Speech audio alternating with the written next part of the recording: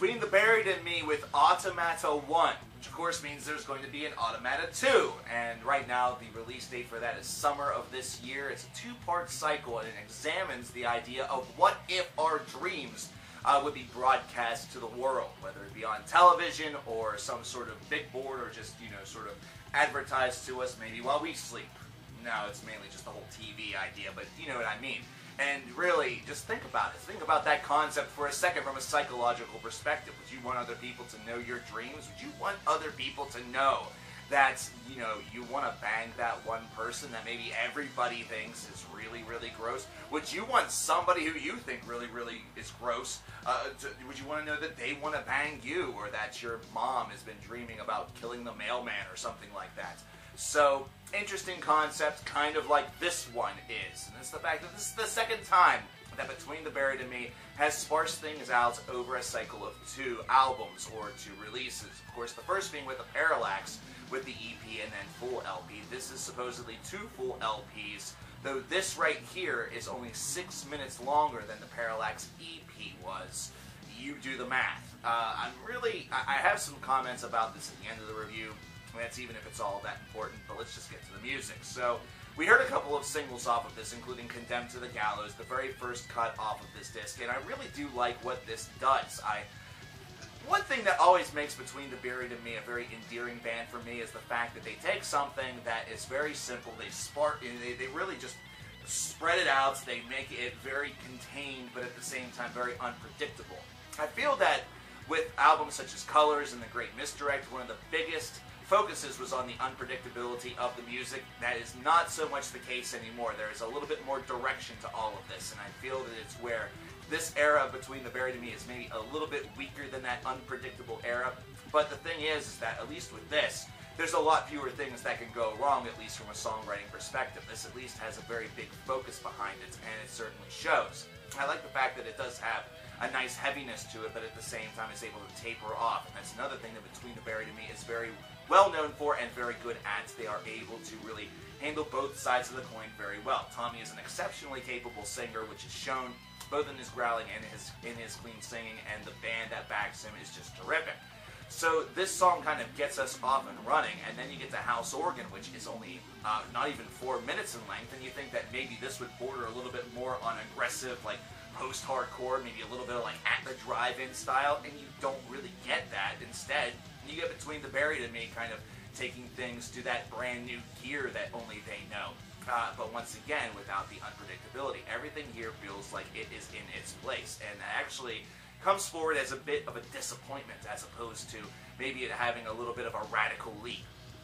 Getting into Yellow Eyes, though, the third track on this album, which nearly spans 9 minutes in length, this is where the meat and bones of this album really show itself, and I like this track for it. This one has a little bit more of that wide creative arc that perhaps veterans of this band have maybe said that some of the past albums have maybe not had as much of, or whatever some of the complaints have been. I've personally been a pretty big fan of their recent output, but Yellow Eyes has a lot of creativity, and also they are really going back and forth between that very heavy side that really is very aggressive, and that softer notion that really gives Between the Buried and Me a nice little aftertaste, considering they are able to handle both, again, like I said, so very, very well.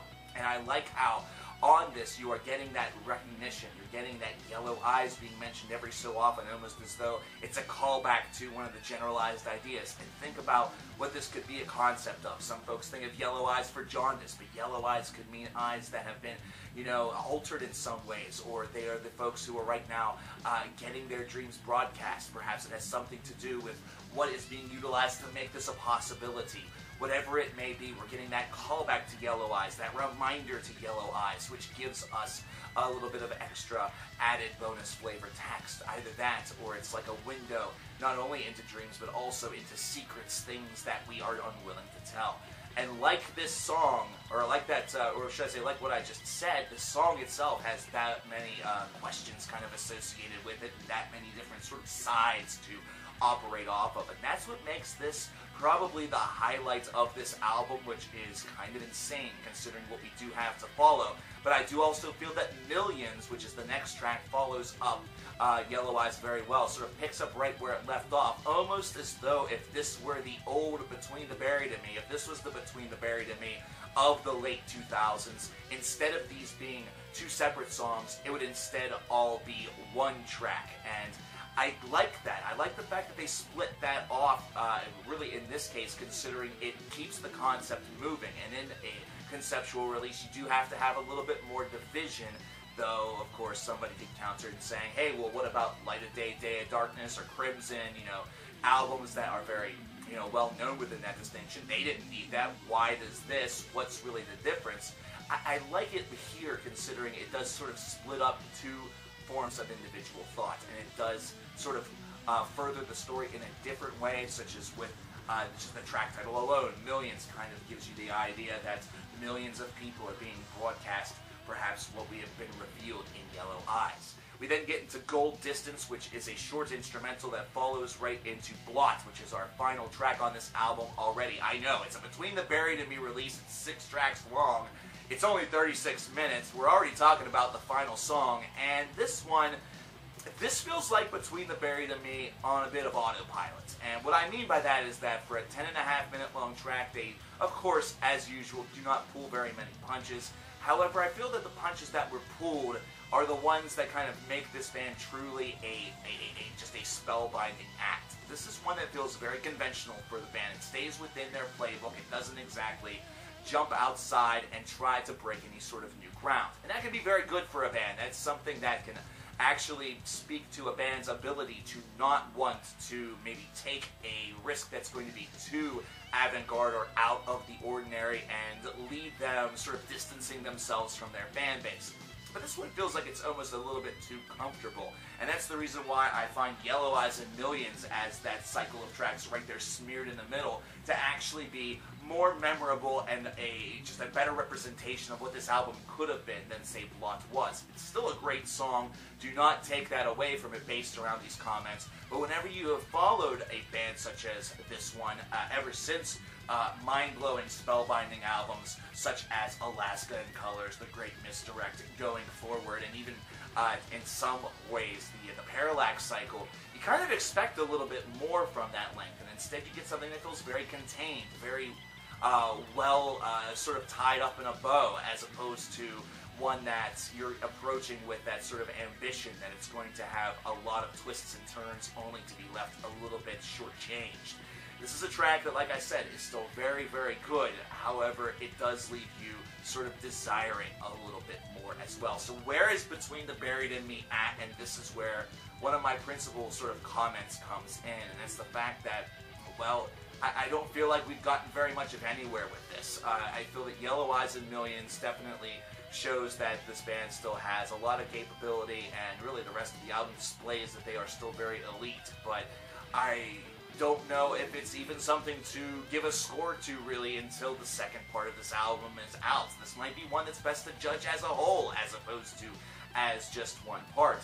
I feel there's still some creativity that we are missing from this album. There's definitely a lot of story that we are lacking, and this whole blocking it off thing, I'm just going to be the asshole that says it. It feels a bit of a cash grab. It feels like, with a band such as Periphery releasing 2 albums on the same day, this is not on the same day, obviously, with other bands doing 2-part albums and things like that, this always feels like an industry idea that is starting to become a little bit more commonplace. And I know that there is a distinct possibility that part 2 of this album is going to feature more material than could have been presented just on one album if the two had been combined together. I understand that. I am not ignorant to that fact whatsoever.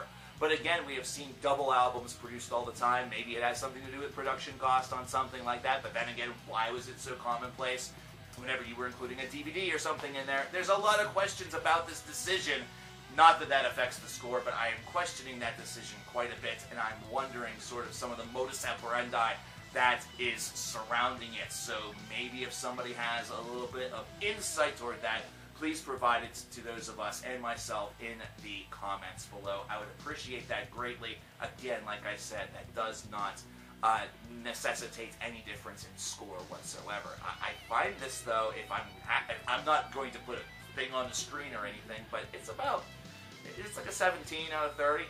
It's decent. It really is. I feel like there are a couple of punches that could have actually gotten a little bit more mustard behind them and probably would have connected to the face with a little bit more strength and perhaps would have been seen as a little bit more, I guess, decent. This is a pretty good release, but I don't think it quite has some of that same excellence that you see on some classic Between the Buried and Me albums of the past. I think that there's a little bit more that we need to hear before we can fully judge it. However, considering Part 2 could be the place where we have a lot of the unpredictability. And I'm almost going to say that I feel like Part 2 is going to be a lot more unpredictable than this part right here. But I want to know what you guys think. What do you think about Automata I by Between the Buried and Me? Please leave your answers in the comments below for the world to see. And also, right here during the month of March, we are running a campaign in the streams that are happening, which is very sparse because of my work schedule. I apologize for that. But also, through the Amazon page, where you see links listed in the description box. Anything that is purchased on the Amazon page of your, really with the one that's best for you down there in the description box during this month, the month of March, in March alone, we are going to be donating 75% of the proceeds that I get from that. That's going to be going to one-of-a-kind pets out of Akron, Ohio. So if there's an album such as this one that you want to pick up, follow the link that is in the description box and do so. If you need some new cookware or just something nice for your home, do it there as well. Hell, if you just need some ramen noodles or some Monster Energy drink, pop on down there and make that purchase throughout the month of March and help out a fantastic cause for dogs, cats, and other animals that are in need. And we thank you if you decide to do that. I'm CoverkillerNation. Talk to you guys next time. Take care.